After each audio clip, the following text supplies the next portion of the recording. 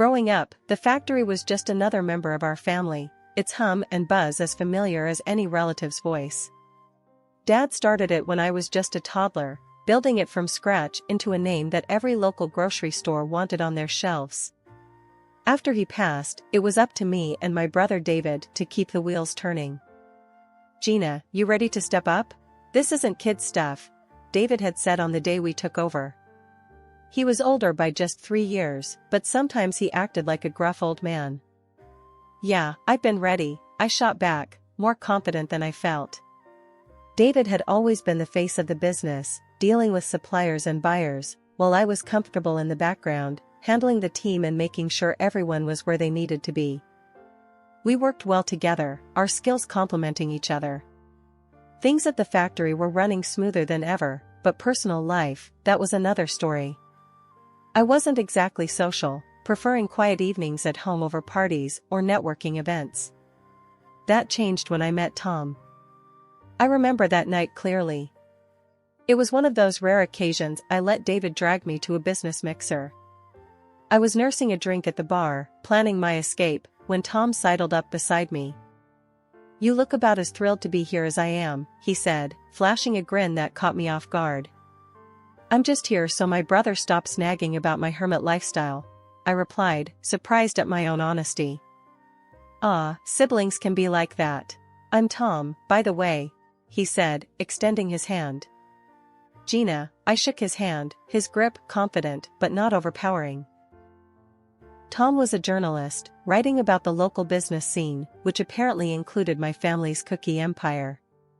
He was clever, using his charm and wit to weave through topics, from mundane to personal. Before I knew it, I was laughing more freely than I had in months. "You really should let me write a piece on you. The heirs behind the cookies or something like that," Tom joked, or at least I thought he was joking. "Let's not," I said, more sharply than I intended.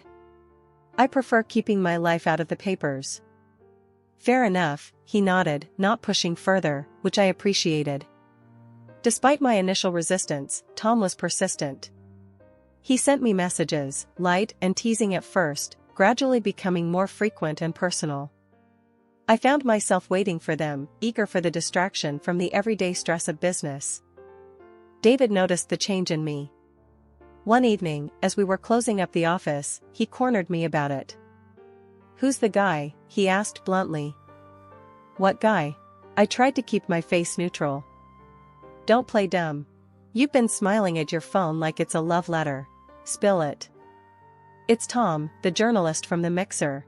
We've been talking," I admitted, bracing for his reaction. David frowned, his protective instincts flaring up. "Just be careful, Gina. Guys like him, they can smell money and opportunity." 6 months later, I was walking down the aisle toward Tom, my heart full of hope for the future. The prenup was David's idea, and though Tom was not thrilled, he signed it. It was just a piece of paper, I told myself, a precaution that we'd never need. I believed in us, in the promise of what we could be together. Life with Tom started like a whirlwind. Suddenly, I was part of a glamorous world, often at arm's length with photographers snapping our pictures as we attended high-profile events. Tom thrived in the spotlight, using every outing as a chance to boost his online presence. One evening, as we were getting ready for another big gala, Tom was fussing more than usual. He held up 2 ties, a silver and a blue one, turning to me. "Which one?" "The silver is flashy, good for photos. But the blue, it pops on camera," he pondered out loud, genuinely torn. "Go with the blue, it suits you better," I said, keeping it simple, my mind more on the comfort of my heels than his tie color. Tom nodded and went with the blue, but not before taking a few selfies in the mirror. He posted them on his blog with the caption, "Which tie? Help me choose." He smiled at his phone as responses flooded in. At these events, I felt out of place. While Tom schmoozed, I often found myself tucked away in a corner, observing the crowd rather than being part of it. He would come over, every so often, to check on me, each time a bit more animated as the wine flowed. "Gina, you should try mingling a bit. People are dying to know more about the woman behind the cookie empire." Tom nudged one night, his speech slightly slurred. I nodded, not wanting to argue. It was his night, after all. As he walked away, I overheard him telling someone about his expansive lifestyle that our marriage had apparently granted him. It irked me how he spun our life together into content for public consumption. As the months rolled on, the pattern continued. Tom's blog grew, fueled by the snippets of our life he broadcasted. I became more reclusive, retreating into the sanctuary of my work at the factory. The cookie business was booming, and I threw myself into it, finding solace in the familiar chaos of production lines and staff meetings. David noticed the change in me. During one of our late-night check-ins at the factory, he leaned against a packing machine, a concerned look on his face. "You've been quiet. Everything okay with Tom?" he asked, his voice cutting through the noise of the warehouse. "It's fine. Just the usual ups and downs," I shrugged, not wanting to admit how strained things had become. "Gina, remember what I said. Money changes people. Be careful," David warned, his tone serious. "I know, David. I'm keeping my eyes open," I reassured him, though I felt anything but reassured. As I drove home that night, the factory's lights fading in my rearview mirror, I couldn't shake the feeling that the glamorous life Tom so loved was more of a facade, and I was trapped behind it, playing a part one never auditioned for. We worked well like that, but when the need for a new finance director came up, it fell on me to find the right fit. That's how Emily came into the picture. She was sharp and had a knack for numbers that impressed even David, which wasn't easy. Soon enough, she was not just crunching numbers at work, but also a regular at our home during the late-night strategy sessions David and I held. Tom usually just hovered around these meetings, glass of wine in hand, barely hiding his boredom. He never really got the business, nor did he try to. But with Emily's arrival, there was a shift. I noticed how his eyes followed her around, lighting up whenever she spoke about financial forecasts or new funding strategies. However, Tom's interest seemed more personal than professional. I brushed it off initially, chalking it up to his usual charm. He always did enjoy charming, intelligent women, and Emily fit that bill. Yet, something in my gut twisted a bit each time I saw them laughing together a little too closely for comfort. One evening, after Emily had left and Tom was in his study supposedly working on an article, I decided to clear the air. "Tom, got a sec?" I leaned on the doorframe of his study, watching him stare at his screen. He glanced up, a little startled. "Sure, what's up?" "It's about Emily. You guys seem to be hitting it off," I said, trying to keep my tone neutral but firm. Tom raised an eyebrow, his fingers pausing over the keyboard. "What do you mean? We're just talking shop. You know, business." "Yeah, I get that. Just seems like you're really into those conversations. Just making sure it's all it is," I pushed, needing to hear him say it. He chuckled, a bit too casually. "Gina, you're worrying about nothing. She's smart, got good ideas. That's all I'm interested in." As Tom went back to his typing, I couldn't shake off the discomfort. His reassurances did little to soothe the doubts creeping up on me. I found myself confiding in David more than ever during our late-night sessions after Emily and the other staff had left. "Everything okay with you and Tom?" David asked one night as we reviewed some shipment schedules. "It's fine. He's busy with his trips, and I'm here with the cookies," I shrugged, trying to sound nonchalant. David frowned, not buying it. "You know, I don't like that guy much. Always thought he was a bit slick." "Just watch yourself, Gina." "I am, David. Thanks," I said, grateful for his concern but feeling the weight of my marital woes grow heavier. Despite this, life at home and work kept marching on. Tom's travels for whatever stories he was chasing became more frequent, and oddly enough, I was relieved. His trips meant fewer awkward dinners and less tension about him and Emily. I focused on the company, pushing those nagging thoughts aside. The factory was gearing up for a major expansion, and I threw myself into the work. The company was celebrating a record-breaking quarter, and David and I decided to throw a big party for the whole team. The venue was decked out, the music was lively, and the air was buzzing with laughter and chatter. Tom was there too, of course. He had his phone out, capturing everything for his blog. "This is going to be great content," he'd said, winking at me as he filmed the decorations and the crowd. I forced a smile, still uneasy about broadcasting our personal lives. As the party went on, I needed a break from the noise and slipped out to the quieter foyer. That's when I heard them, whispers that weren't meant for my ears. Curiosity piqued, I edged closer to the partition, my heart pounding in my chest. There was Tom in a far too intimate embrace with Emily. The sight knocked the wind out of me, but it was their words that cut deeper. "Just wait till Gina'S money hits our account. We'll be out of here, away to our dream house abroad," Tom whispered, his voice thick with greed and deception. Emily giggled, her voice tinged with contempt. "Can you believe how clueless she is? What a stupid chicken." The room spun as their laughter pierced through me. They were using me, mocking me. The pain was sharp, raw, and it burned through my shock. I stood frozen, the urge to confront them wrestling with the need to protect what was left of my dignity. I chose the latter, stepping back into the shadows before they could see me. My mind raced as I walked back to the main hall. I needed support, I needed David. I found him chatting with a group of employees, his laughter a stark contrast to the turmoil inside me. Pulling him aside, I whispered urgently, "David, we need to talk. Now." His face fell as he saw my expression. We found a quiet corner, and I poured out everything. The affair, the plans, their cruel words. David's face hardened with each word, his protective fury barely contained. "That son of a..." David's hands balled into fists. "And Emily? I can't believe she'd do this. We need to be smart, David. We can't let them destroy everything we've built," I said, my voice shaky but resolute. "You're right. We'll get the auditors on this first thing tomorrow. And a detective. We'll do this quietly, gather all the evidence we need to nail them both," David said, his tone ice cold. The rest of the night was a blur.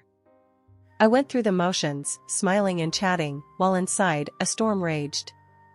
Tom came up to me several times, oblivious to the fact that I knew everything. Each time, it took all my strength not to reveal anything. The morning after the party, I was at the office early. David had arranged everything by the time I arrived. "They'll be here in an hour. I've told them it's a routine check, nothing to raise suspicions," he informed me as I stepped into his office. "Good, we can't tip them off." "Not yet," I replied, trying to steady my nerves. The auditors were thorough. They set up in one of the conference rooms with stacks of financial statements, invoices, and bank records. I tried to focus on my work, but my mind kept drifting to the auditors and what they might find. Around mid-afternoon, one of the auditors called us into the conference room.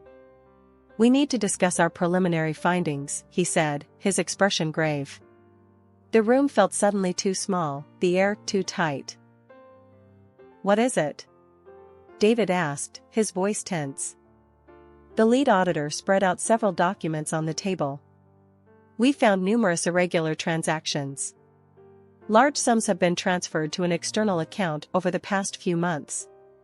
Here, and here." He pointed to the highlighted lines on a bank statement. I felt a chill run down my spine. "Whose account?" I managed to ask, bracing myself for the answer.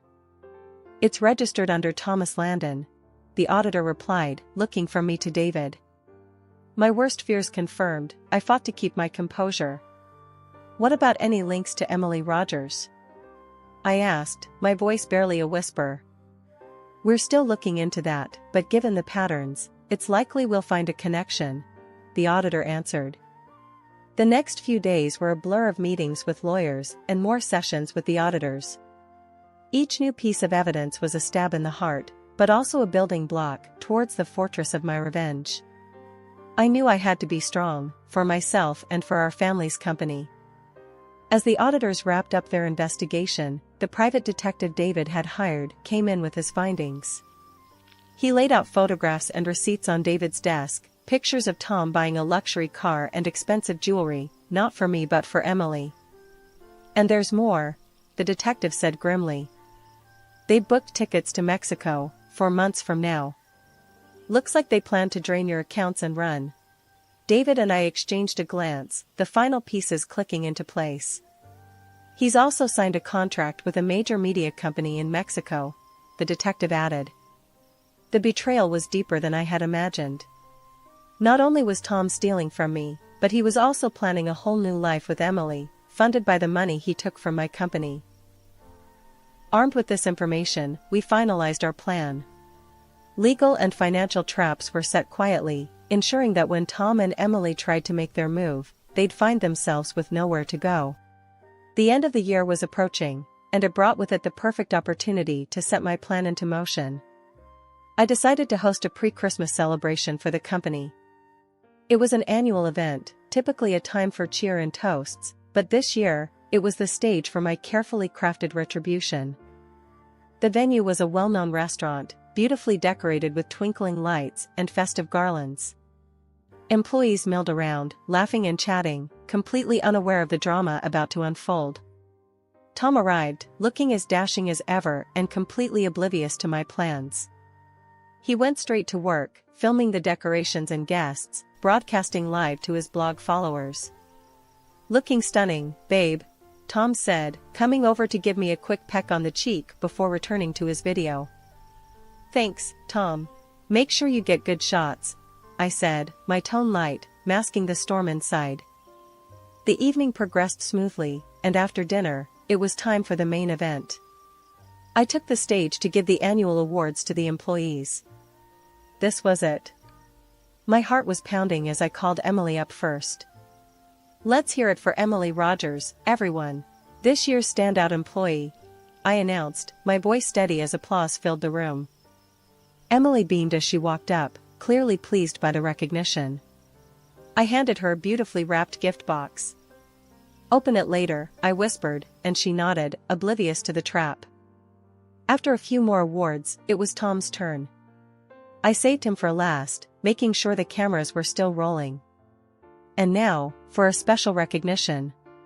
Tom, could you join me up here? I called out, my voice echoing through the room. Tom looked surprised but pleased as he made his way to the stage. What's this about? He whispered, as he joined me under the spotlight. Just a little something to show my appreciation, I said, handing him a similar gift box. Why don't you open it now, for everyone to see? Tom, ever the performer, played up his curiosity for the cameras, tearing into the wrapping paper. The moment the contents were revealed, his face went white. Divorce papers and photos of him with Emily. The room fell silent, all eyes on Tom. His mouth opened and closed, but no words came out. He looked around, desperate, but there was no escape. And Emily, why don't you open your gift now too? I called out, my voice clear and strong. With shaky hands, Emily opened her box, pulling out receipts for the car Tom bought her, along with bank statements detailing the stolen money. Tom, usually so composed and confident, stood frozen. The live cameras, still broadcasting to his blog, captured every moment of his disgrace. There was nowhere for him to hide, no narrative he could spin that would undo the truth laid bare before his audience. I took a deep breath and addressed the room. Ladies and gentlemen, what you're witnessing tonight is not just a revelation but a betrayal of the worst kind. I began, my voice steady but charged with emotion. For years, this man, I pointed to Tom, and his accomplice, my gaze shifted to Emily, have been siphoning funds from our company. They planned to flee to Mexico, thinking they could escape the consequences of their actions. The silence was palpable, the crowd hanging on every word. Tom, regaining some of his wits, blurted out in a desperate attempt to deflect the blame. It was all her idea. She seduced me into doing this. The accusation seemed to snap Emily out of her shock. She stormed onto the stage, her face contorted with rage. You liar! You came to me with the plan. You said we'd be free and rich. She lunged at him, her hands flying as she slapped and scratched, her voice piercing the stunned silence. The scuffle on stage was chaotic, with Tom trying to deflect Emily's blows and defend himself, both verbally and physically. The spectacle was not just being recorded but streamed live, drawing a massive online audience. David came up beside me, placing a reassuring hand on my shoulder. He then stepped forward, his voice booming over the microphone, cutting through the cacophony. "Enough," he shouted. "The police are already on their way. Both of you will face charges for fraud and theft. The evidence is overwhelming, and justice will be served." The police arrived minutes later, their entrance adding to the drama. They separated Emily and Tom, handcuffing them amidst the flash of cameras and the murmur of the shocked employees. This whole ordeal, broadcasted live, was a spectacle no one could have anticipated, drawing viewers from all over. As the police led them away, the room burst into whispers and murmurs, the employees processing the night's shocking events. I stood there, amidst the chaos, feeling a mix of relief and profound sadness. What had started as a festive celebration had turned into a public unveiling of betrayal. The live feed was still running, and I realized the camera was focused on me. Gathering my composure, I addressed the audience directly. "Thank you for your support. Tonight was about bringing the truth to light, no matter how painful. We will rebuild, and we will emerge stronger." The support was immediate and overwhelming. Comments poured in, messages of solidarity and encouragement flooding the live feed. People praised my courage and even suggested I start my own blog to share my side of the story. David squeezed my shoulder. "You did what you had to do, Gina. It's over now." But as I looked around at the remnants of the evening, the decorations that now seemed garish, the empty stage that had just hosted a confrontation, I knew it wasn't over. This was just the end of a chapter. There was much to do, relationships to mend, and a company to heal. I filed for divorce immediately and sued Tom for the financial havoc he'd wreaked through his deceit and fraud.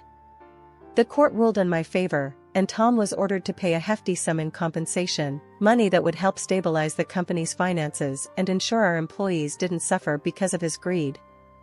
Emily's fate was sealed in court. She was convicted of embezzlement, had to return all the stolen funds, and lost her financial license. The industry ban was the final nail in her professional coffin. Meanwhile, Tom's life unraveled spectacularly.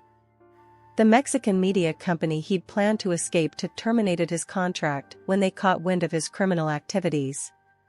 No one else wanted to touch him, his reputation toxic and his professional network crumbled.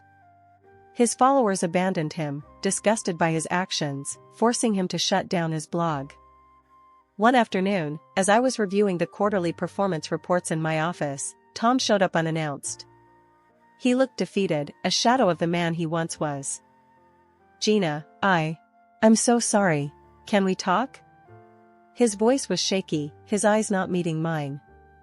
I stood firm, the memories of his betrayal still fresh. "There's nothing to talk about, Tom. You should leave," I said sternly. "Please, Gina. I've lost everything. I just need a chance to explain," he pleaded, taking a step closer. I didn't budge. "You had your chances, Tom. Now, if you'll excuse me, I have a business to run." Without waiting for his response, I called security. "Please escort Mr. Landon out." He was just leaving. Watching him being led away, I felt a chapter firmly closing behind me. I turned back to my desk, where the future lay, a future that was looking brighter each day. David came into my office, having heard about Tom's attempt to see me. "You okay?" he asked, looking concerned.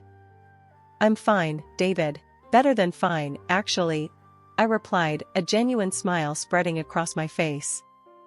"It's over, and I'm ready to move forward." "That's the spirit," David said with a grin. "Speaking of moving forward, how's the blog idea coming along?" I nodded enthusiastically. "Actually, I'm thinking bigger. A video blog or vlog. To connect directly with our customers and share our journey. Transparency, recovery, innovation, make it a platform for dialogue." David's eyes lit up. "Brilliant idea. It puts a face to the name, makes it personal. Let's not just bounce back, let's leap forward." As the vlog took shape, I felt a renewed sense of purpose. I was not just rebuilding a company, I was creating a community. Each video we posted built more engagement, more support. People appreciated the honesty and the efforts we were making to ensure such betrayals never happened again.